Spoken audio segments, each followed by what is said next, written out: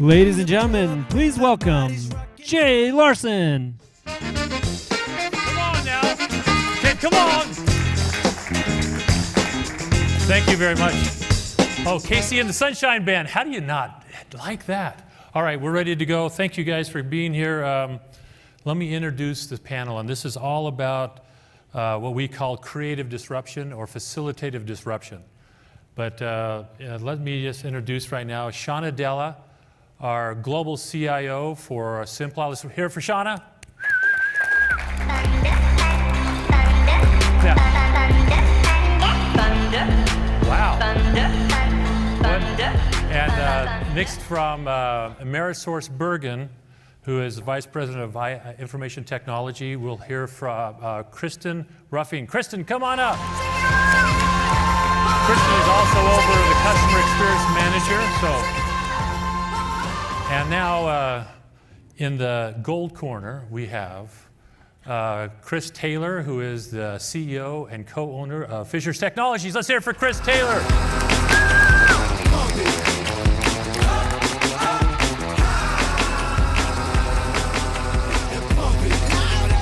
Okay, so we're going to take just a few minutes. I'm going to just kind of kick off. How many people have heard about the Idaho Knowledge Report? Please let me, by a show of hands. Okay. We're just going to talk a little bit about that and what's going to be taken. This year, the focus of the Idaho Technology Council, which is a private sector group to be able to grow innovation and technology and grow a knowledge-based economy in our state, this report really measures really from analytically what we've been doing and the successes that we're realizing throughout the state. So let me start though by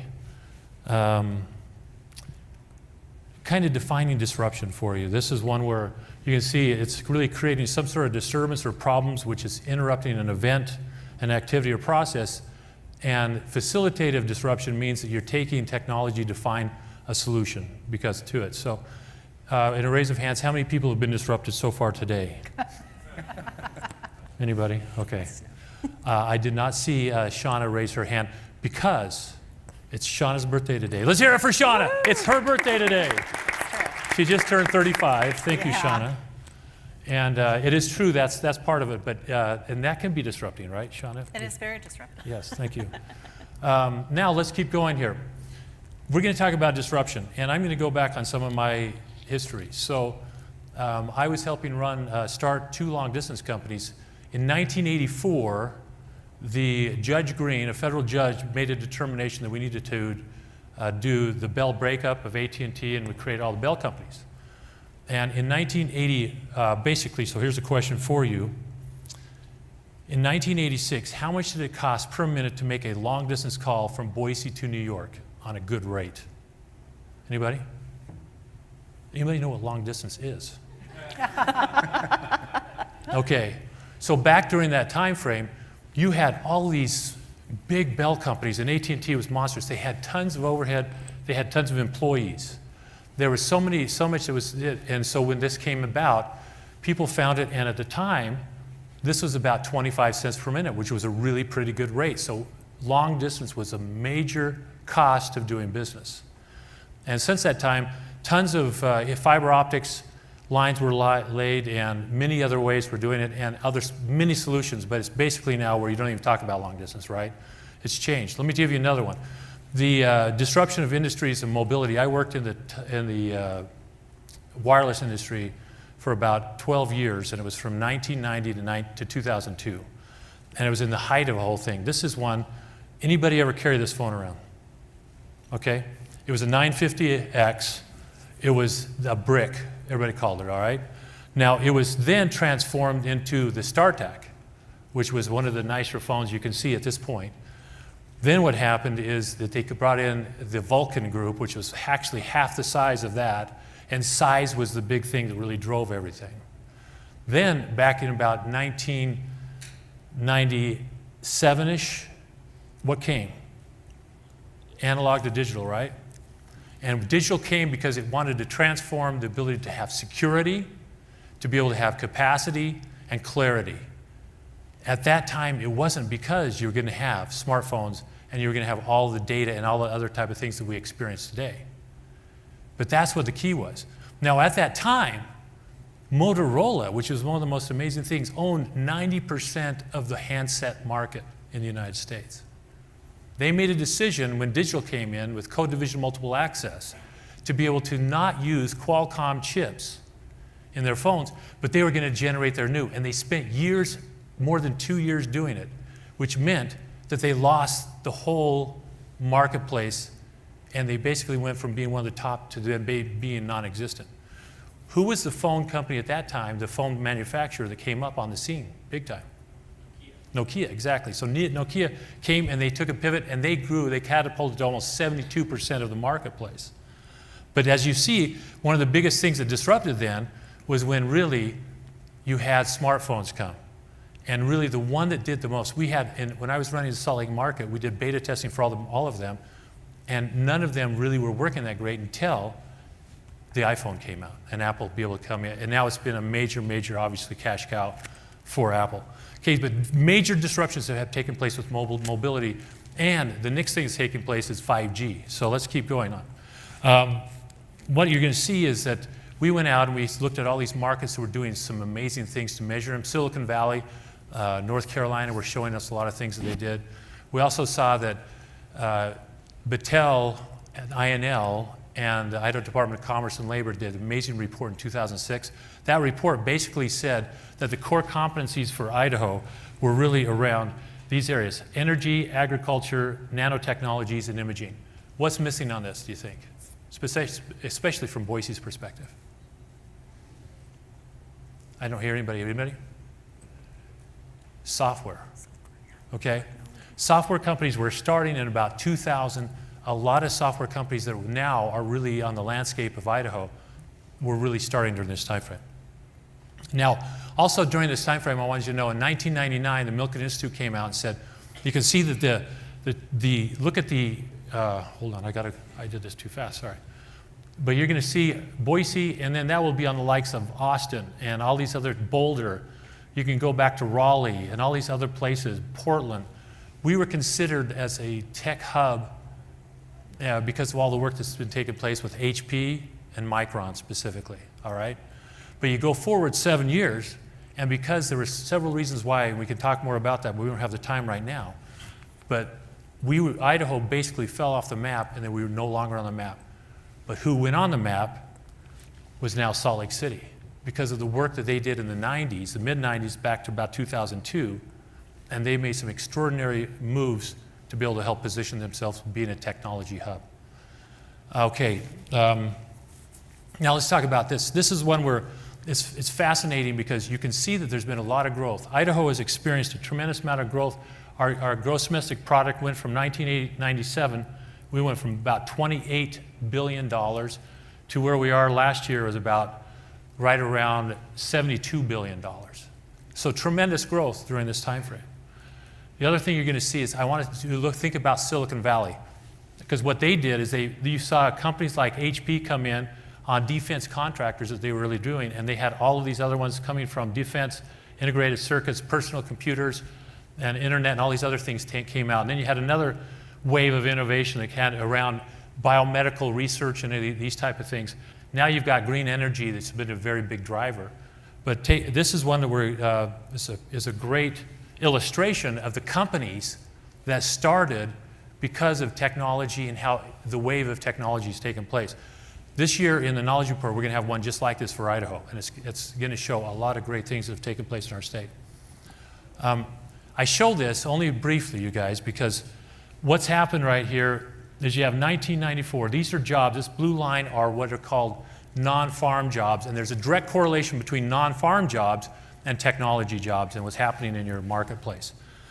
But what you're seeing is that when HP came here with 2 divisions in 1993 and 1997, and then Micron was founded in about 1978, that we didn't really realize their acceleration until about 1990. And because of that, what ended up happening in the 1990s, we ended up experiencing the Idaho's golden age, because there was a major recession that took place in 1992. And what happened is that we were able to power right through it because of what happened with the strength of Micron and HP. But take a look what's happened here. we did not have the growth. The reason we fell off the Milken Institute is because we didn't have enough early stage companies come in that needed to come in during this time frame in the 90s. But we had companies like Clearwater, let's see, what else do we have? T-Sheets,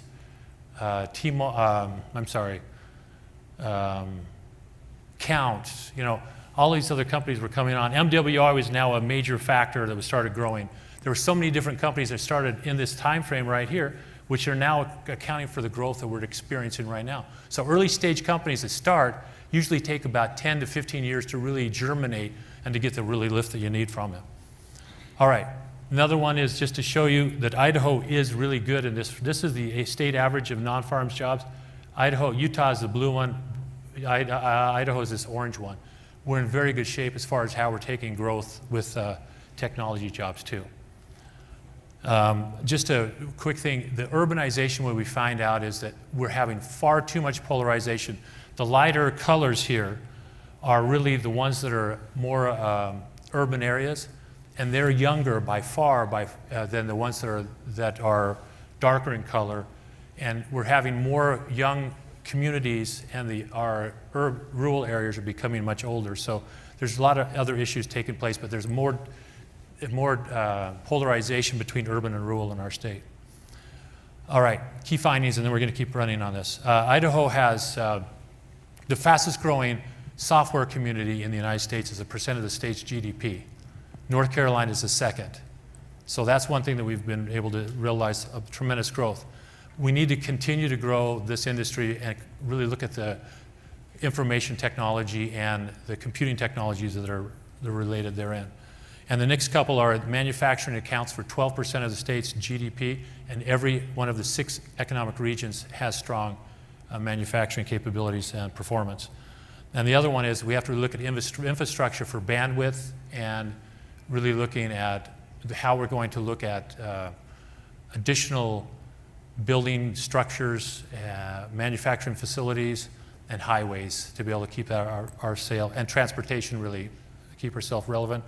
And the last one that we had, I'm sorry, this is really not, but the last one is making sure that we look at healthcare, because 9 of the top 15 technology jobs, hot jobs in our state, are from the healthcare space. The number one job, hot job in our state, according to the Department of Labor, is software jobs. So that's it.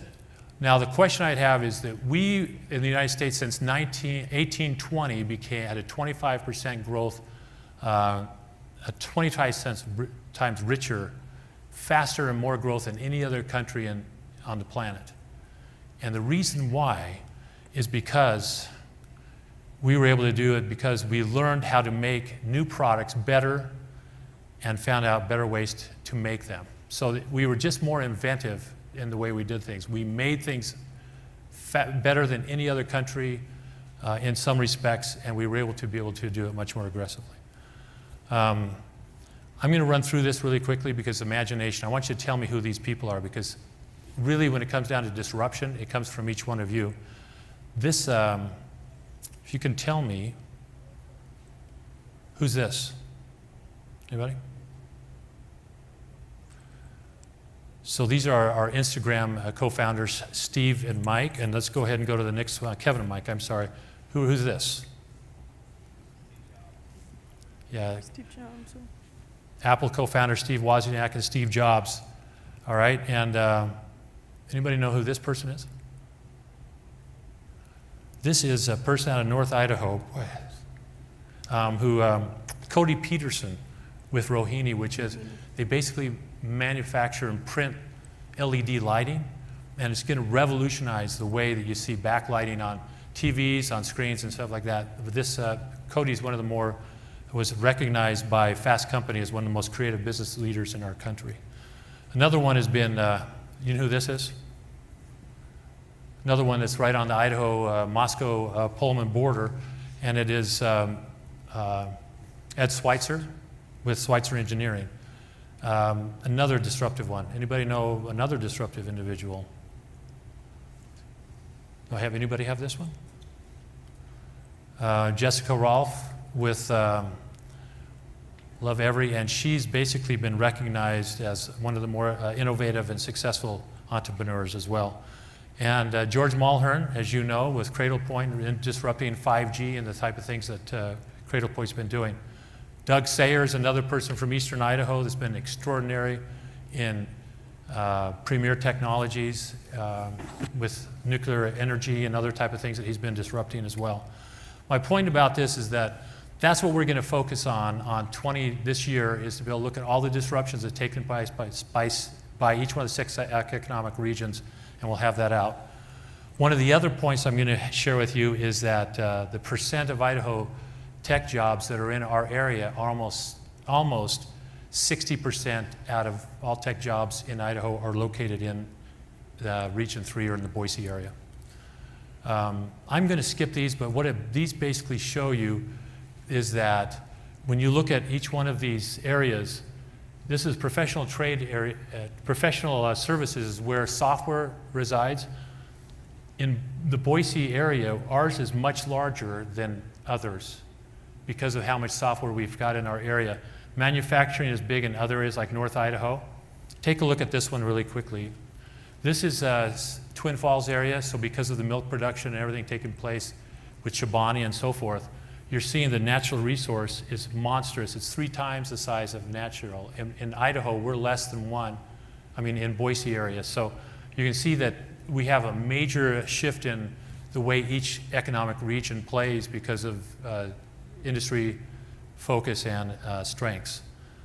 And the last part I'm going to show you is this part right here. Wage growth is much different. You'll see that the average for having a technology job in our state is about $84,000.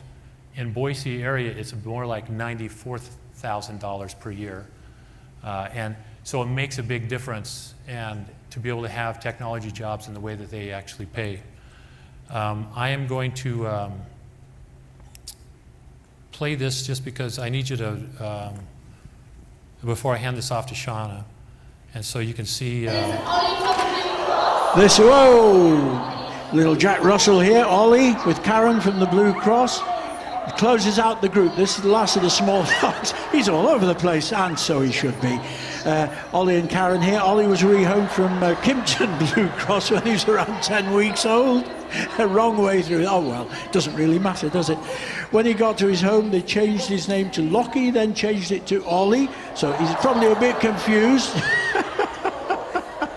Some people think he should have stayed as Lockie, as he's an absolute handful. Ollie is totally crazy, as you can see. He's having a ball. Loves life and exercise. Well done, the Blue Cross. Persevere.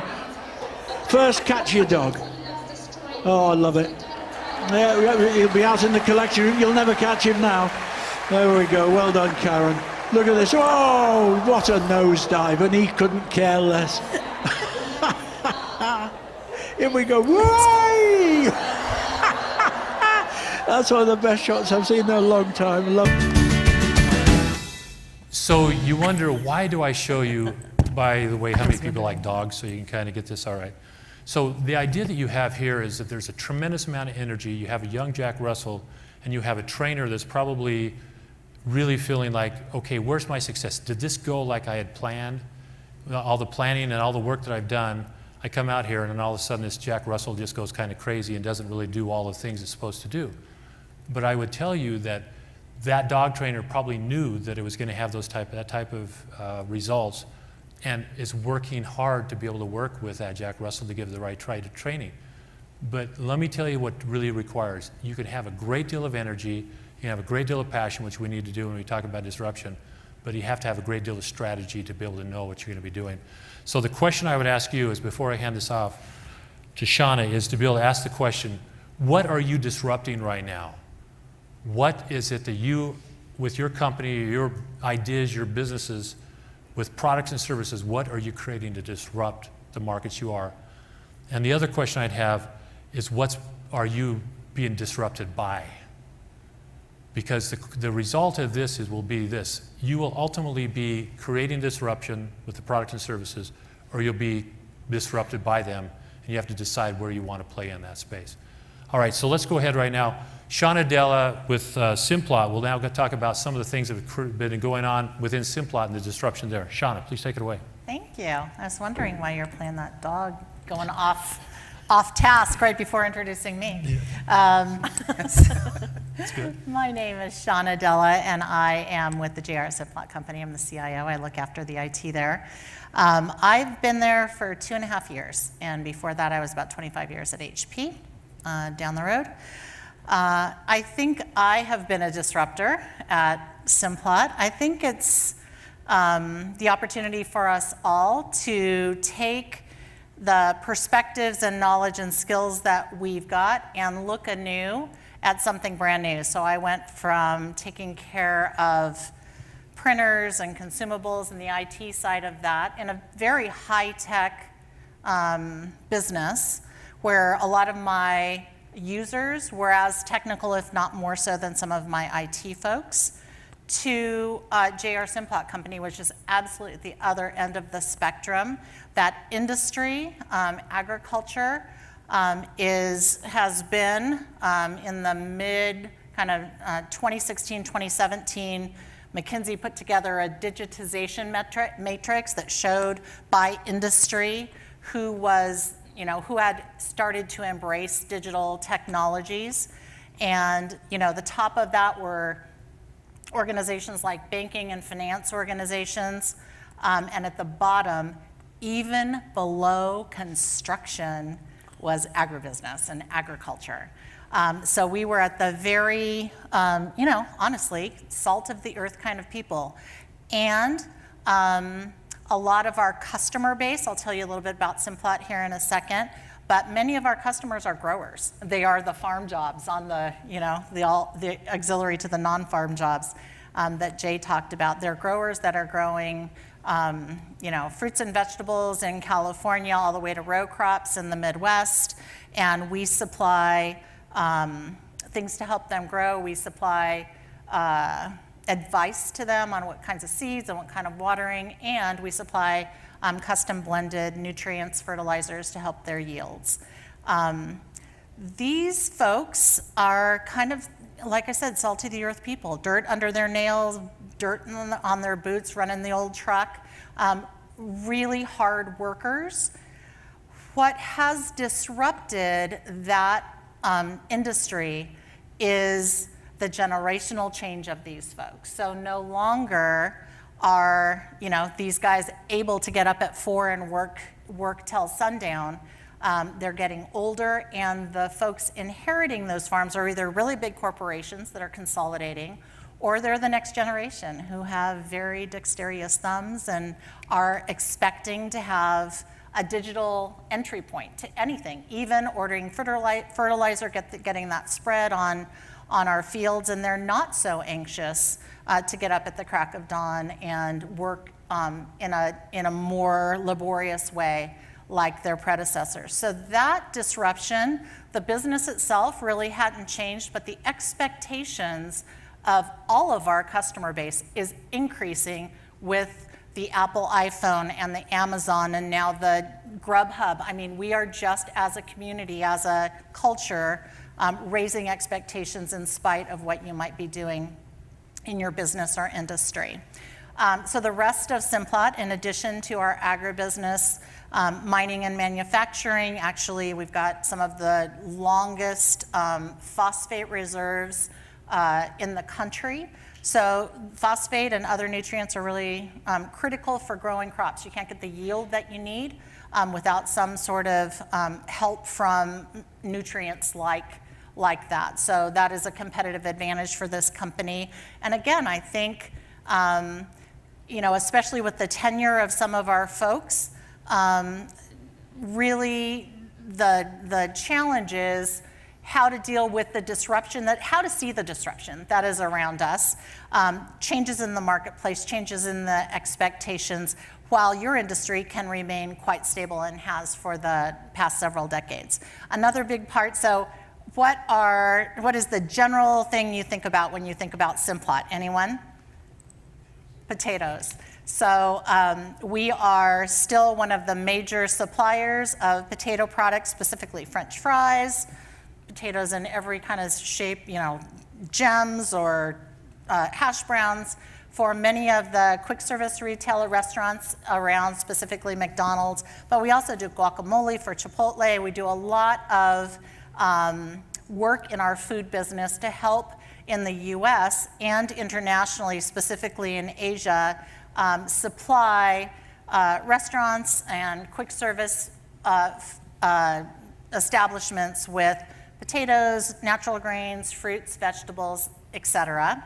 We also have a land and livestock business. If any of you have been down to Grandview, out by Mountain Home, there's somewhere close to 100 head of cattle, 100,000 head of cattle that we help finish for ranchers and farmers, and we just have a meat plant in production in Cuna as well. So we're big into that ranching business, helping ranchers as well as growers. And then our final business was a standalone business. Simplot bought this about 20 years ago. It's also a food business, also has a big production, a big customer in McDonald's and other quick serve establishments, but also has a big consumer offering in Australia. So we have the Bird's Eye brand, the Lean Cuisine brand, many other brands that are not familiar here in the US, but are very familiar. Something like 70 to 80% of all Australians have some sort of Simplot, a brand that Simplot owns, on their shelves in their pantries, and they make up a great deal of grocery space. So a very different customer base. It's really through distributors, kind of a B2C relationship.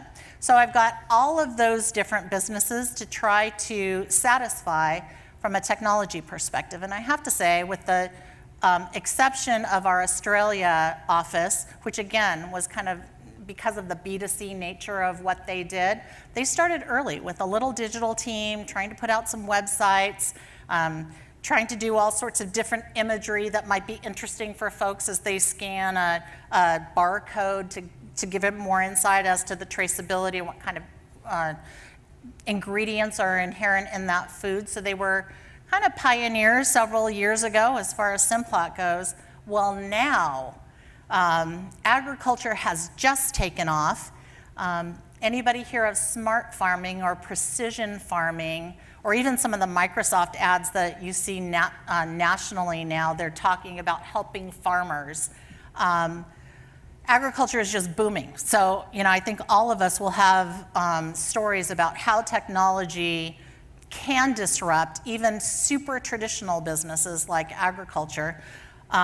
We have solutions that will, from a geospatial perspective, help farmers be able to see, based on satellite imagery, what's going on with their farms, based on even little trapping the kinds of pests that are the things flying around that might be eating up some of your farms. They catch that and Bluetooth that over.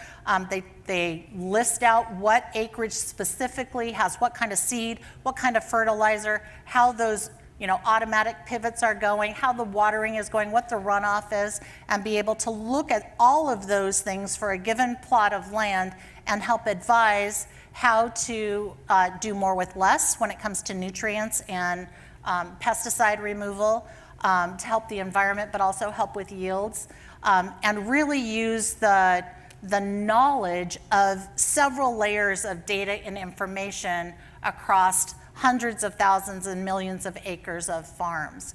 So everything from that to a digital experience for a grower or a digital experience for a consumer as they're trying to shop for pasta sauce in the grocery store. So that's some of the disruption that has happened with our customers of various types and some of the ways that we've responded to it. I love that. So Australia has been a major market then, hasn't it? We're number one in all of the categories we play in Australia. Wow. So it's all sorts of food products, and actually it's great to have them over here. They're always going in, the marketing folks are always going into Whole Foods and Trader Joe's. It's a little bit of a crystal ball, what's going on here in the US as it relates to grocery, as to what to expect in Australia a couple of years out. And now Amazon has just entered that market, so it is a huge disruptor. The grocery market in Australia is owned by primarily 2 big companies, and they were really calling the shots on prices and margins for suppliers like us. And now Amazon's going to come in and really disrupt that. So it can be something that we see as a threat or something to capitalize on. That's wonderful. Let's hear it for Shauna. Mate. That's good. Thanks. Okay, Kristen Ruffing. Let's hear from Bergen, the Vice President of Information Technologies. Take it away. All right. It's going to be interesting because there's a lot of parallel with some of Shauna's stories, so it's going to be interesting to talk as we continue. So I'm going to give a little bit about Bergen and MWI Animal Health because it's probably very new to many of you. Bergen is actually a human health distributor, Fortune 20, I think it might be 16, but so very large company. MWI Animal Health actually started here by, MWI stands for Millard Wallace Ickes, who was a veterinarian here in the Nampa Valley. And he started about in the mid-70s. He realized that it was really difficult to get vet products all the way from the Northeast to the West Coast. And so he started just stockpiling, instead of using cages in his back for dogs and cats, he started stockpiling product and then distributing it out to other local vets. And it became MWI Animal Health over time, and then really grew into, it was over time was over a $3 billion company, and Bergen purchased us about 3 years ago. And so we're now part of a much larger company. Animal health actually is made up of kind of three kind of main areas. We have a MWI UK, which is a product distributor to veterinarians there, both in the companion and production animal space. So we'll talk about that a little bit because they're being disrupted in different ways, and there's very different reasons for that. And then Microtechnologies, that is a really an innovative computer management-based software company that's focused on production animals. So I'll talk about some of what they're doing because they're really doing some cool things. And then MWI Animal Health is based here in Boise and is focused on the vet as the core customer. And we do, again, companion and production animal, which is important because there's only really 2 distributors in the US that actually target both those markets. So we have a much larger line of products to distribute and have much larger warehouses. We have warehouses across all of the US, and we distribute, and part of our guarantee is next day delivery. So we have to have a fairly large network in order to make sure that works. When we talk about technology specifically, I talked about microtechnologies. Well, let me talk a little bit about what's disrupting us. If I step back and just talk a little bit about a veterinarian, so similar to some of what we saw from just where kind of what's happening from an urban and rural standpoint, a lot of veterinarian clinics, the average age for a veterinarian owner today is 58 years old. They're starting to look to retire. They're many times in a rural area. And so if we look at what veterinarians coming out of college, they're typically female. They are not wanting to work as hard as their parents did. They watched their parents build up their vet practice, but they had to work really long hours over the weekends. They're not wanting to do that. They're wanting a better work-life balance, and they're coming out of college with probably somewhere in the neighborhood of $160,000 to $180,000 in debt. So they really can't afford to buy a vet clinic. So what we're seeing, both on the manufacturer side and the customer side, is a lot of consolidation. So you have a lot of investment. The animal health industry is actually expected to grow by 5% every year through 2025. So large growth opportunities.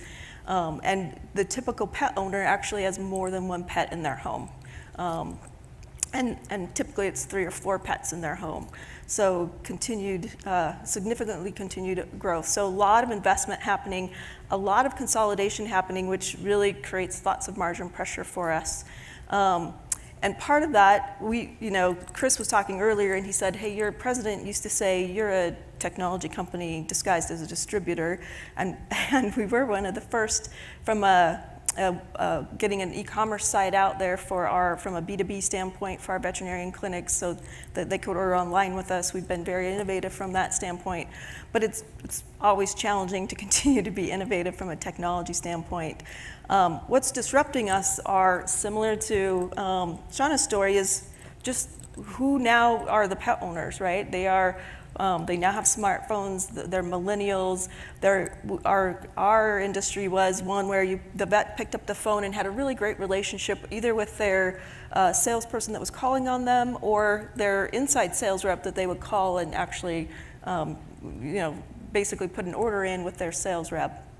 Now they're doing a lot more online, and millennials actually, they don't want to talk to anyone. They're like, how come I can't do everything via this mobile app? And oh, by the way, what's this big computer sitting in a closet in my vet clinic? Why is everything's just up in the cloud these days, isn't it? Why isn't your stuff in the cloud? And then they're also forcing, they want easier access to just to care for their pets. And in the past, typically, we as pet owners would take our pets to the veterinarian because that was our trusted, kind of like our trusted doctor from a personal standpoint. That was our trusted doctor for our pet. We're seeing more and more of especially younger pet owners wanting easier access to care and to products. So the retail market, you're seeing a lot more pet products move into the retail, either retail pharmacy or even big box stores like a Costco and so forth, Sam's Club, etc.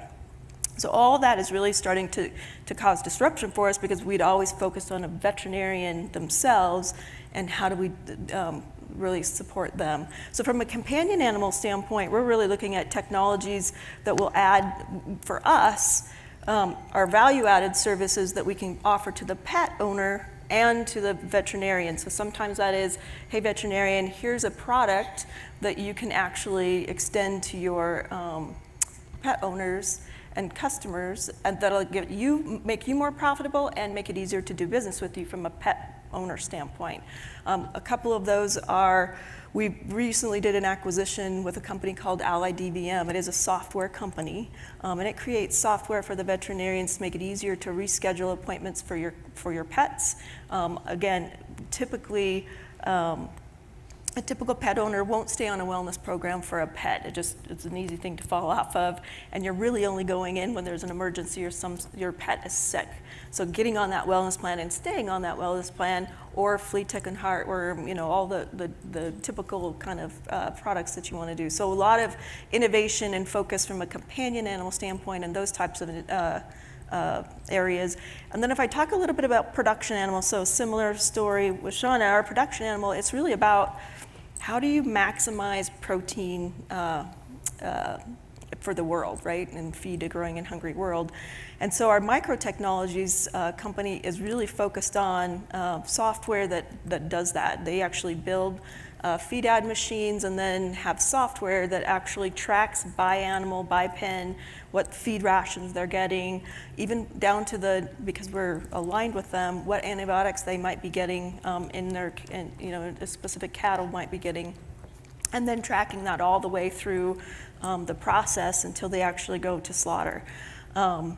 So lots of data and lots of opportunity to provide that data back to the McDonald's and those industry, food industry standpoint to understand what really is in that protein that you're eating at the end of the day. So lots of opportunity from that standpoint. And then lastly, one of the things that they're doing that's just really cool, and in the vet industry, they're very slow to sort of inventory management, which it's just not something they're focused on.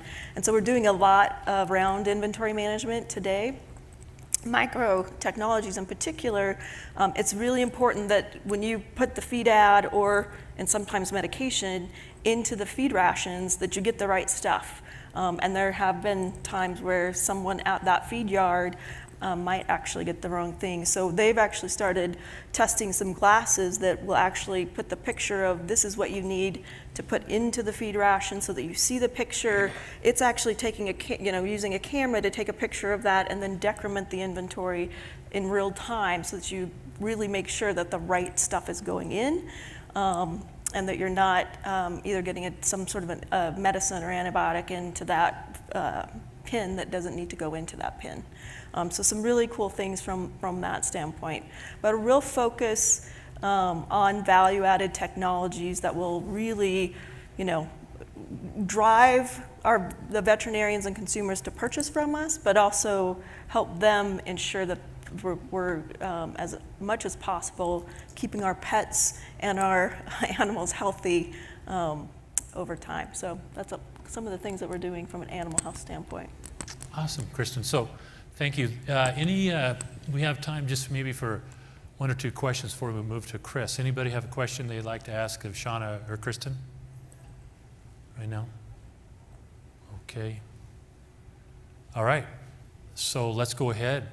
Chris Taylor, CEO of Fisher's Technology, take it away. Thank you. I actually have PowerPoint, and I was sitting here feeling insecure. I'm the only one who has to have PowerPoint to tell my story. It's disruption through PowerPoint is how I approach the world. So my business is Fisher's Technology. I'll briefly describe what we do. I do want to say, though, and I was friends with Jim, the former president, and he did say all the time, we're a technology business disguised as a distributor. And I would say we're a people company disguised as a technology company. I focus on people and culture to provide disruption and innovation. That's where it comes from in our business. For the most part, we're not developing our technologies. We're implementing those and supporting those, but there are other technologies that need to stay on this curve. So where do we innovate? We innovate on how we translate that technology to business value. And that comes with people, having amazing people that love what they're doing and innovate every day on how they deliver that value proposition. So I thought I would talk about our company and how we disrupt and innovate with our people through the story of the last 13 years that I've been at the company. I came into an older company, and I started January 9th, 2006. This was me, and so 13 years ago. I realized we do age over time as I pulled this up. This is me showing up to a company. I'd never run a company. I'd never run a technology company. I never led this many people. So I really didn't know what I was doing. And that was a benefit to me in innovation. I'll describe what I mean by that. But my task at hand was to turn around what, for the most part, had this great company with great history. But when I came in 2006, was not in a great place. So this company was founded in 1936 here in Boise. There's a little timeline of our history. The name Fisher's came from that guy, Tom Fisher, who was an Underwood typewriter salesman, and started this little typewriter dealership here in Boise. Lots of great history of office supplies. Became the largest office supply company in the state of Idaho. Sold that off in the mid-90s. Had this little copier division that grew into the company that we are today. Since 2006, we've expanded quite a bit. Moved into other parts of Idaho. Last year, moved into Montana. And we're now in a broader suite of products and services. So these are some of our logos over that time frame. So an older company. And when I talk about this transition, I'm going to talk about 5 lessons that we learned in the area of innovation and that helped us in this transformation over time. And I'm going to categorize those in the area of strategy, people, and culture. And there's a hierarchy that we think that exists between strategy, people, and culture. And that is, if I think of strategy is important to us as an organization, but we don't think a great organization is going to be disruptive and innovative purely based on strategy. We need a good strategy to survive. We're in a very competitive industry. But a great strategy alone won't make us highly successful. We need, on top of that, amazing people to drive that strategy.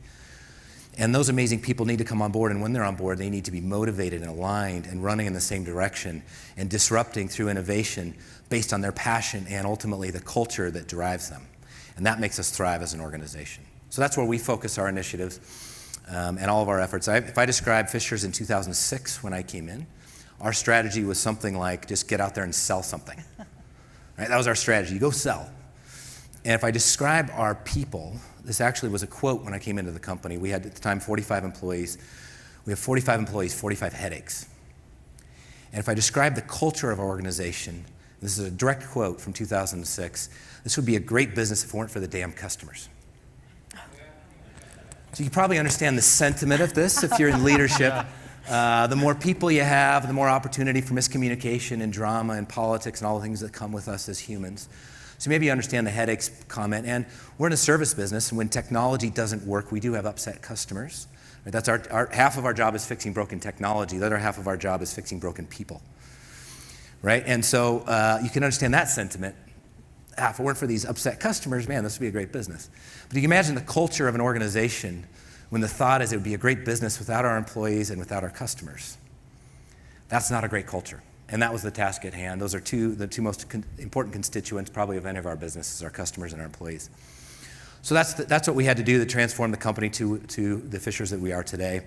And we're not there yet at all. We've got a lot of room for improvement, but we're quite a bit different than we were in 2006. So these are the products and services we're in: copiers and printers, sales and services of print devices, managed IT services, telephony solutions, and software solutions around document management, electronic document management, and so forth.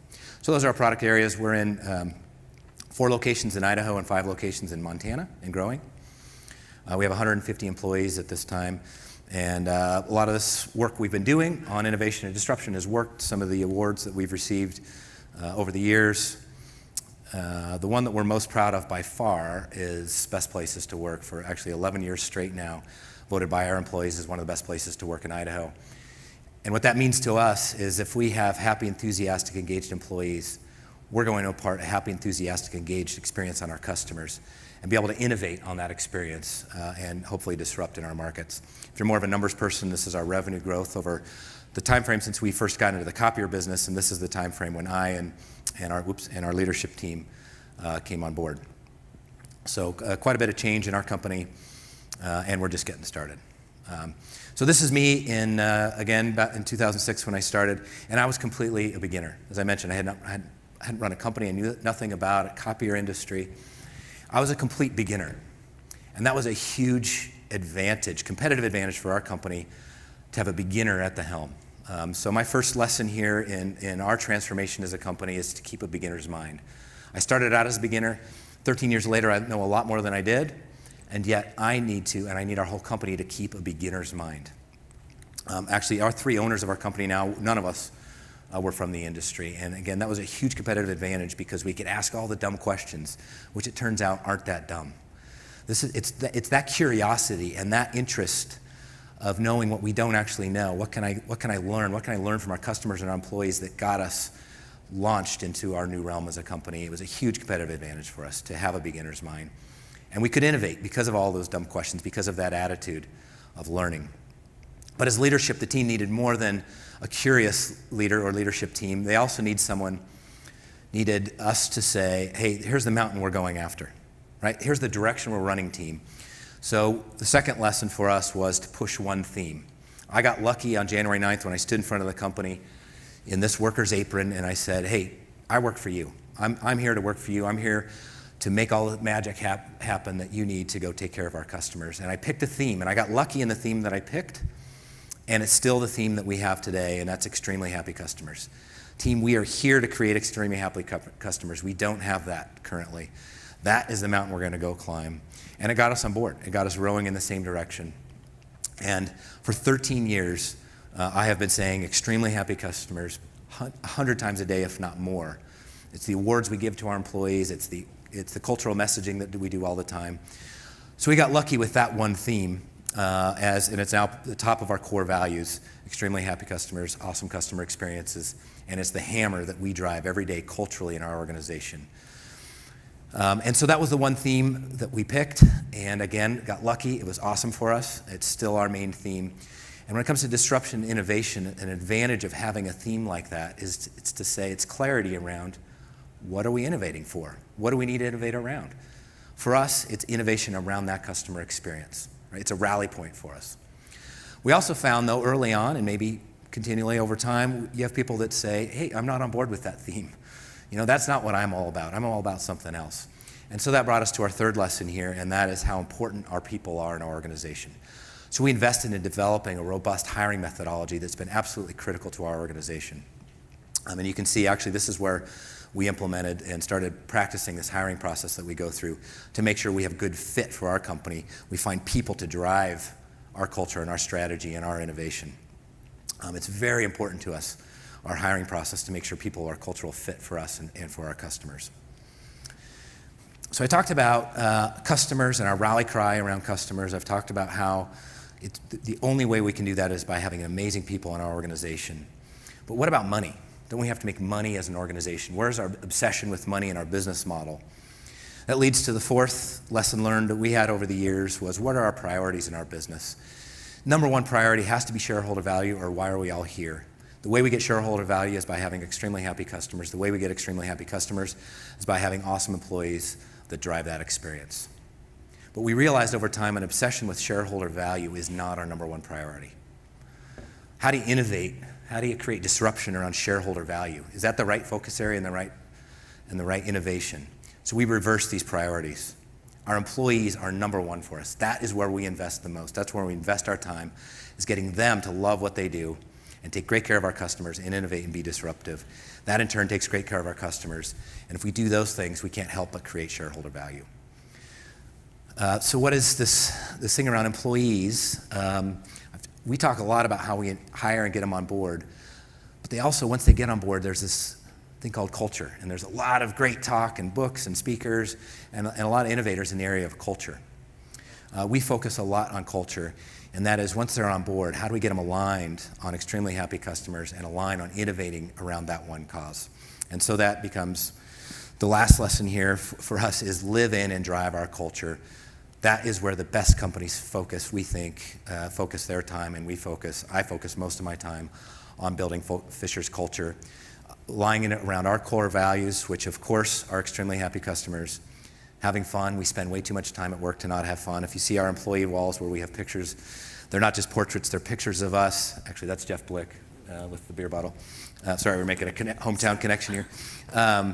Of our employees having fun and their personalities. When we do technology seminars, we try and have fun with these seminars. At Halloween, we do Nightmare on Tech Street. We talk about cybersecurity and document management and other technologies. We try and have fun with it. And then we actually have a lot of fun ourselves if you've gone to our Boise State parties and tailgates. Continuous improvement, always getting better, is huge to us. If you walk around our facilities, you'll always see flip charts and sticky notes and us working on our business, innovating on our business itself and our processes all around our employees and customers. And finally, and this is a major project and we got a lot of work to do, but building an environment where it's safe to disagree and it's safe to have healthy conflict. And if you haven't read 5 Dysfunctions of a Team by Patrick Lencioni, it's my favorite work on this, of the importance of healthy conflict in an organization. Culturally, we work on healthy conflict, but we feel like it's really important to get people around a table who completely disagree. We agree on the ends, we agree on a goal that we want to get to, and I want people around the table who think completely differently than I do on how to get there. Because it's the power of that diversity that comes together where we make much better decisions and have much more innovation through the collective thought of that group. So that's a few comments on our culture and our people and lessons learned over time, and a little bit more about us. Thank you. Very good. Let's hear it for Chris, you guys. Any questions of Chris really quick as he ends? Okay. Let me, Shauna, I need to ask you a question. So here you are, you have 25-ish years of HP experience. You have it all across the whole plethora of HP shopping. I mean, you have a great deal of experience. Now you come over to what you would say a natural resource-based company, but a technology company. And now you're looking up for the next 5 years, which is your job, right? To be able to say, okay, what's going to be, what do you see is on your radar of concerns with industry shifts to make sure that Simplot makes the right moves? What do you see, or what are the top 3 things that you're really concerned about? So I really love the beginner's mind perspective as well. I felt like that's what myself and several other, there's a whole bunch of new leadership coming in to Simplot, and it gives a great established kind of family. We've got kind of the opposite thing that you walked into. It's such a strong culture and such long-term and committed employees. that you almost need a new perspective coming in. So one of the first things that I realized was the challenge that we had from a technology perspective, because we had so much innovation over the last several decades. We had this absolute get-her-done mentality across every business, within a line of business, across every site that they had. And so from a technology perspective, we were very suboptimized, very suboptimized. Lots of spreadsheets. About 2 weeks in, I coined a term saying this company runs on heroes and spreadsheets. Because in spite of the technology that I offered, that was not well integrated, not well leveraged, not well architected, where there was no architecture department, people were getting her done, putting spreadsheets together. And for a company that had been doing that and successfully doing that, successfully kind of taking on a way of working, especially with this new person coming in, not from around here, not from agriculture, not from the food business. It took me a while to name the opportunities for them. So we are now under a massive digital transformation that starts with really our base business. We're going from over 30 different kind of backbone systems, ERP systems at Simplot to one.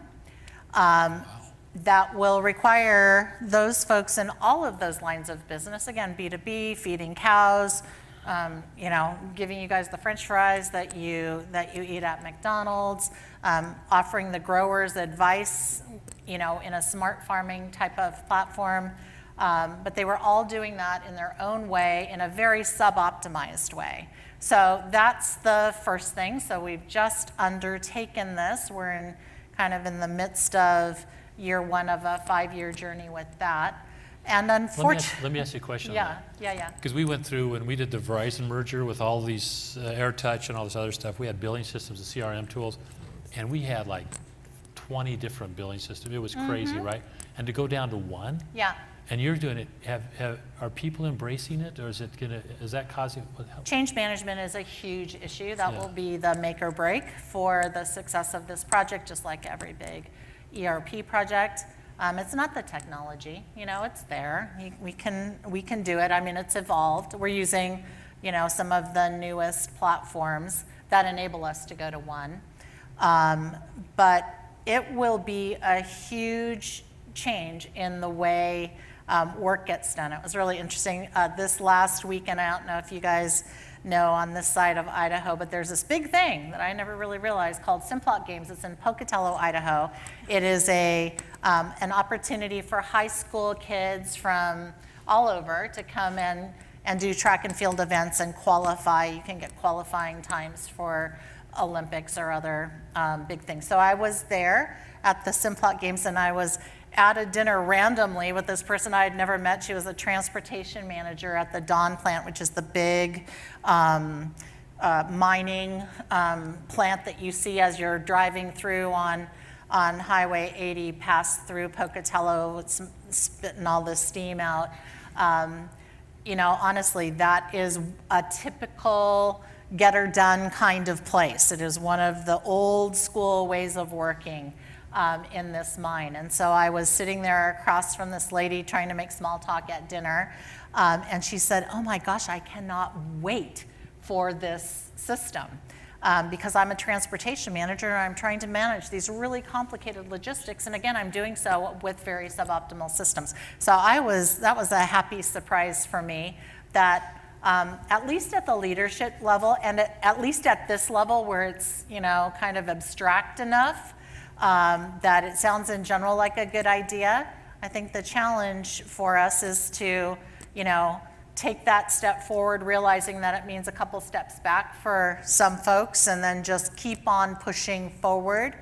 But it's a critical foundation that we need to continue to build. I mean, in the meantime, I have people coming and saying, "Wow, I really need a digital solution. I need a solution for my sales guy to be able to take an iPad in and talk about the last order that they had and what I have in inventory for this, and what customer support calls, you know, the 360-degree view of the customer that, and I'm like, there is no way right now with the systems and the lack of integration that we can do that, but we've got to somehow cobble something together while we build out this foundation. So it is, it's quite the journey that we're on, but it starts with, you know, again, that beginner's mind and really naming what good looks like.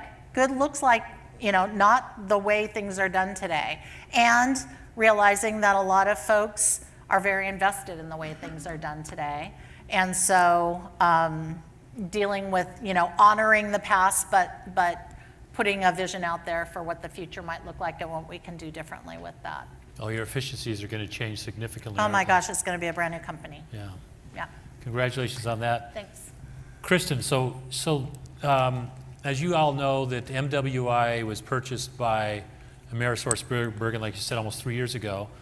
And in order for AmerisourceBergen to make that purchase, they didn't really have animal health as a primary pillar within their company, right? That's correct. So they had to come in and realize how disruptive MWI Animal Health had been in the marketplace, and had grown. So what do you think were the most appealing things of MWI, and why? And it's now one of the stronger pillars. It's a very strong pillar of AmerisourceBergen. Yep, correct. I think, I mean, you kind of hit it spot on. I think the growth, you know, there was double-digit growth since they went public. MWI Animal Health had gone public in, I believe it was 2006 or 5, or maybe right in there. And every year from the time they went public, they had doubled their growth every single year. I think two things were really appealing for them. Our values from MWI Animal Health and a AmerisourceBergen very closely tied. And MWI just had really strong leadership, to the point even that Jim Cleary, who was the president, is now the CFO at AmerisourceBergen. And in fact, Alden Sutherland, who had my role previously in MWI Animal Health, is now the CTO, or not CTO, Chief Information Officer, Security Information Officer at AmerisourceBergen. So really strong leadership, and I think those two were key catalysts. And then the fact that animal health is such a growing industry, that it was just an attractive opportunity for them to really build that pillar and really broaden, you know, diversify from a human health standpoint, just because of all the challenges from a human health standpoint that I think they knew they would face as they went forward. I love this idea because in order to be disruptive, you have to have champions somewhere along the way. I mean, we'll talk about that in a second.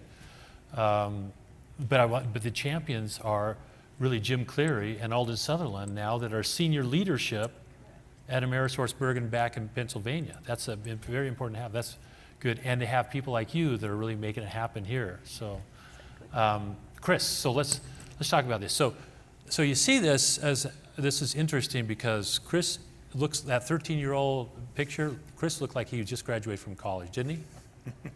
Or high Okay, school. maybe not. Maybe, I don't know, but it looked really good. He looked good in it. Okay, so here you have this company of Fisher's that's really kind of at a low point, and you're really not an expert within the space, right? But yet you've been probably reading all this stuff when you were getting your MBA at MIT about how culture eats strategy for breakfast, that kind of stuff. So what inspired you to be able to come in and disrupt this service-oriented company to help buy it with your other two partners, and then to really make this change? And how easy was it to be able to change this culture? Interesting. At business school at MIT, it's not organizational behavior; it's organizational processes. Right? They have to nerdify everything there.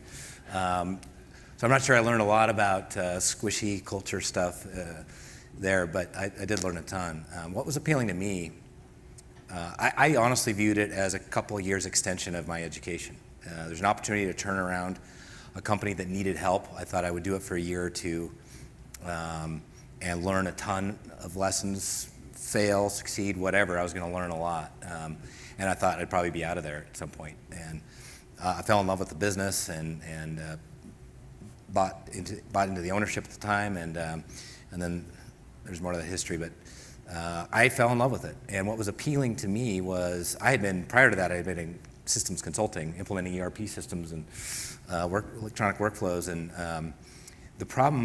I loved consulting. It was great exposure to lots of different industries and people and challenges, but I never owned anything. I never saw any, we joked, we called it the Siegel model. You'd fly in, crapple everything, and then fly out.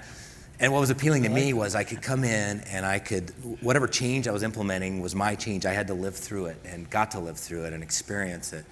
And so it was extension of education, and then ultimately I just fell in love with it, and I'm all in. Yeah. That's totally awesome, because you are the epitome of what the company is, right? I mean, you walk the talk of this. By the way, if anybody has, he had the Siegel deal. I live over off the river really close, and I've got all these geese walking around pooping all over the place. If anybody can make something, I've got my Jack Russell, but I can't keep her out all the time. But anyway, that's good. I love that. All right, so here's another one. So, Kristen, so this is kind of fun. Back in the long distance stuff I was talking about, you guys, back in '84 when all the divestiture took place, they have long distance companies. There were more millionaires made in that decade after the divestiture of AT&T, because people could make and saw this big arbitrage opportunity, right? Where you could come in and you saw these big margins and people were going, wow, we can make it. Then all of a sudden they start shrinking, right? Then you had to find more creative ways to be able to solve it. But then it became a lot more, but a lot of entry, it got competitive, and then you lost a lot of people because of it, or merged and stuff like that.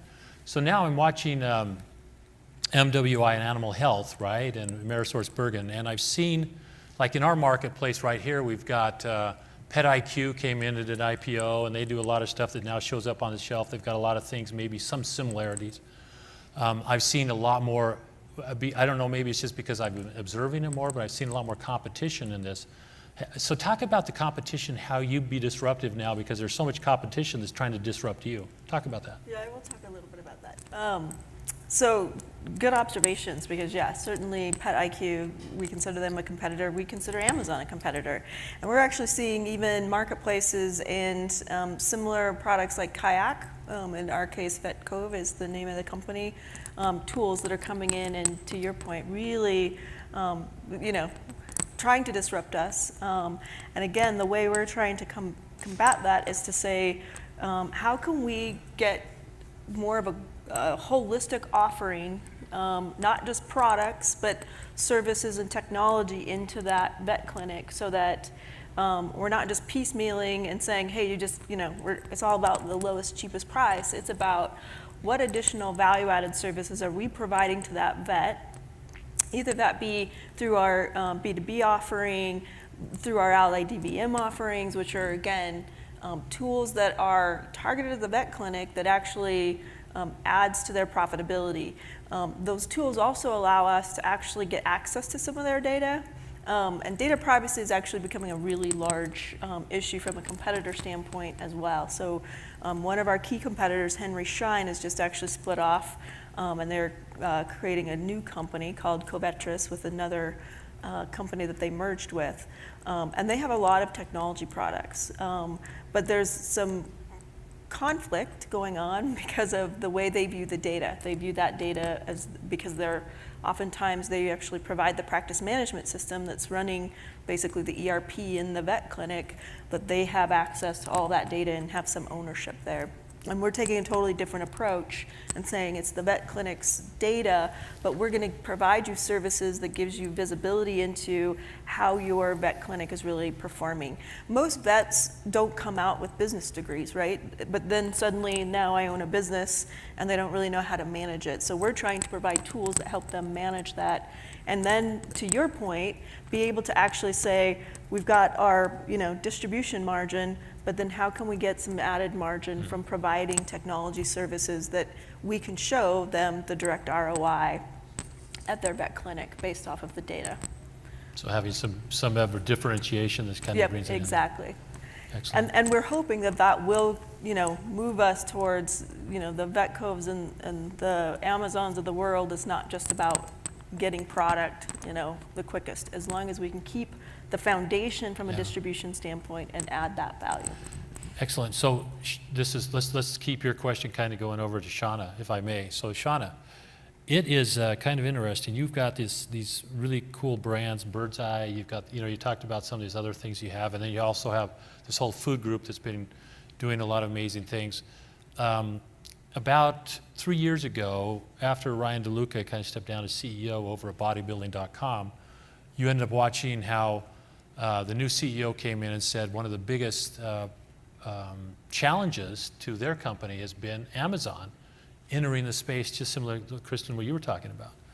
Now I know that Simplot is a fantastic company, has all these other things, but you mentioned they're coming in like Australia. Are you seeing the creeping of Amazon into your space, and what do you think is going to take place from Simplot's perspective? So honestly, I think we in Australia are starting to see it as an opportunity. Again, there's a pretty strong monopoly with the traditional channels. The grocery marts, there's basically 2 Woolworths, who knew, is huge in grocery in Australia, and then there's another business called Coles. So they controlled 90% of that market, and they controlled the price.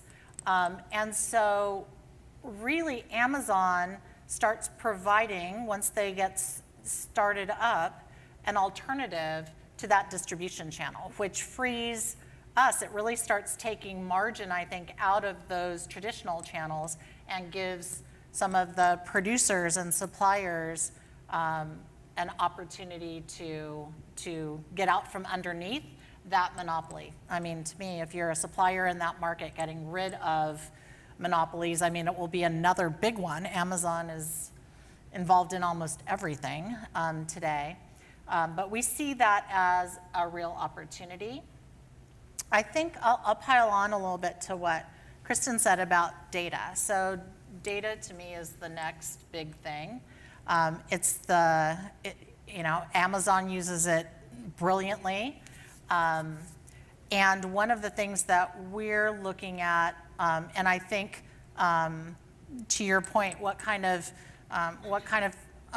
nutritional additions or medicines go into feed, and then how much does that cow eat, and what is that cow eating, and what was the USDA grading on the processing of that cow into hamburger patties, and then how does that show up? I mean, you see it a little bit, getting back to French fries. When you go to Five Guys, it'll say, yeah, our French fries today came from this farm in this city. I think the trends are very much more so that people are starting to become very interested in what they eat, starting to be very aware of the environmental impact of food and cows and grazing and fertilizing and those things. And so another thing that we're trying to do is trying to get transparency of our data through the kind of farm to fork supply chain. And using that as a differentiator, because kind of, like Kristen, we are in a commodity market, and as much as you can differentiate, especially for consumer careabouts and looking at health and environmental concerns, and that traceability through supply chains is really something that we see as a competitive advantage, again, given the diversity of what we've got. Our competitors are in pocket areas. We've got McCain's in Eagle competing with us on French fries, and Agrium, which is another fertilizer company, competing with us in that space and in the retail space for the growers. But you don't really have very many companies across that whole spectrum where we're mining phosphate, putting it on farms, growing potatoes, harvesting those potatoes, caring about measurements and moisture content and quality of those potatoes all the way through to the food supply.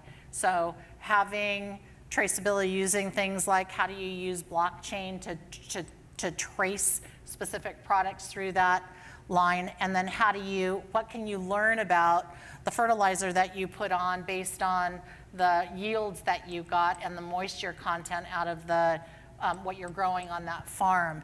There's a lot of knowledge and AI and predictive analytics that can come from that if you can line all of those things up.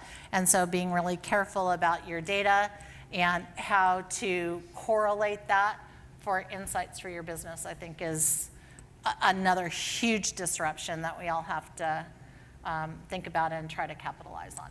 So what I've loved about Simplot is the ability to be able to look at that supply chain from the phosphates all the way through the product. So the supply chain has been so good, and then bringing all of the technology that you're talking about into it is changing that. Yep. I was also impressed, you guys, by the Amazon situation where I was talking with some of the senior management over at Albertsons companies, and they were saying the same things, right? They were saying, are you afraid of this? Is kind of what I didn't really ask it that way, and they said, no, we embrace it, and we're going to find it's going to make us even better. And let me tell you about some of the things we're doing right now to make us better, and some of the stuff you're talking about implementing. Yep. Okay, Chris. So we're near the end here. So when I was watching the growth of Fishers,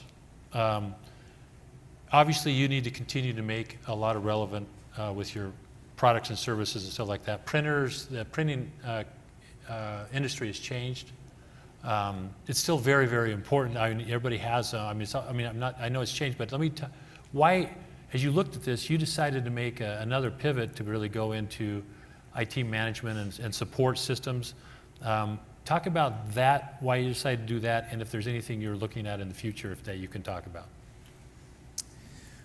So when I kind of bought the major chunk of the company, I was on the Boise Metro Chamber Board, and there was one of the board members, I think it was in his 70s, and he was taking notes on an iPad.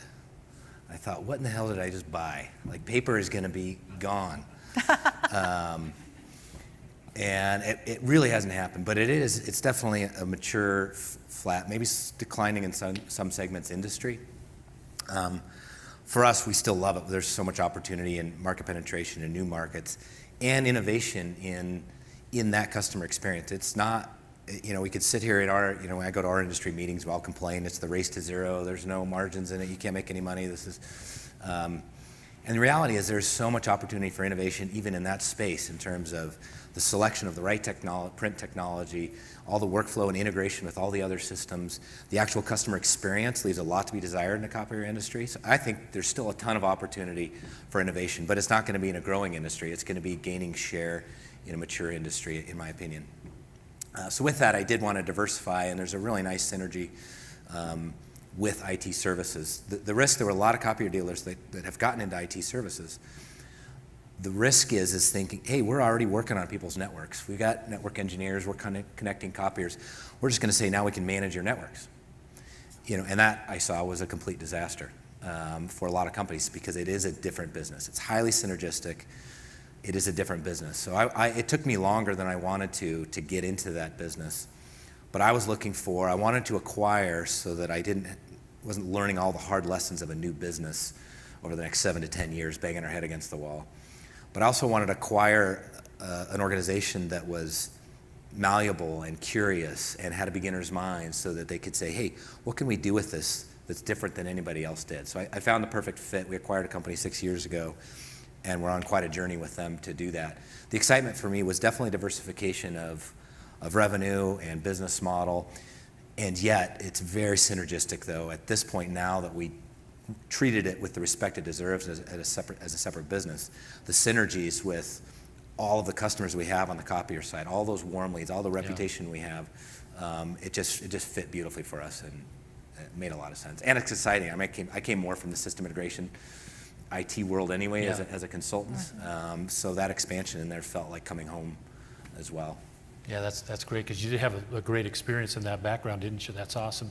All right, so we got 30 seconds, you guys. I'm going to ask each one of you to now your final answer can only go 30 seconds in length, okay? And then I'm going to go, right at the end of it so you can get it. Now, this is the question here. And Chris, we're going to start with you and we'll come back this way. It's going to be, what's the key to disruption for you? Okay, you can say something from Fisher's, you can say something personally in your life or your own personal philosophy. It might be that you use something like a Stephen Covey thing saying, I begin with the end in mind, whatever that might be. But so if you can, take 30 seconds. This is an elevator pitch, you guys, about what disruption is for Chris Taylor, okay? And I'm gonna just talk for just a second longer, let you gather your thoughts, but give it to you now. I was saying I didn't read the speaker notes prior to this, so I was not wasn't prepared in. This for is a any. surprise. Oh, that wasn't in there. Yeah. Okay. You wanted the raw answer. The raw answer. For me, I've already said it actually. It's finding amazing people, aligning them on a goal, and then using their curiosity to go solve that like no one else. And then when we think we've solved it, say we haven't. What else is out there? So it's great people, curiosity, and a culture for being okay to fail. Fantastic. Kristen. For me, it's really going to be about the customer and understanding the customer needs. We find oftentimes our customers think they know what they need, so it's literally spending time understanding that business from a veterinarian standpoint and the technicians that work for them, and then really providing tools that really work for them in their locations and what they're doing. That to me is what's going to be disruptive, because oftentimes we're providing tools that really don't work for them because they've got to sit at a computer screen. And now we're starting to get into the mobile workflow and understanding that. That is fantastic. We did a focus group one time, and we thought we knew where the customer was going specifically on smartphones, and it was going a whole different direction because of the focus group, because that is such a good thing. Know what the customer wants. Thank you for that. All right, Shauna. I think it is people as well, and people with a certain curiosity, an ability to be curious and informed about what is possible out there, and then combining it with, so what am I doing and what is my differentiator of what, why would people want to come to my business as opposed to the vast array and growing number of competitors that we might have, and how do you put little pieces of things together, and how, I want the people that wake up and think about this in the middle of the night, and how different components can come together and create a solution anew. That is great. People who really think about this, and they care about it because they think about it. Beautiful. Last point, you guys, let's think about this for Idaho. Disruption is taking place all over the place. We have many disruptive companies that are creating it on a global basis. But I will always continue to say that, like Shauna just said, you have to have people on your team that want to disrupt, that understand the ability to be able to make a product or a service better, and that realize that if they don't, then they're going to be disrupted. So thank you for all the time coming. Let's hear it right now for Chris, Kristen, and Shauna. Thank you, guys. Thank you. You and your ass invited, so gonna get to clapping. Go pop a phone.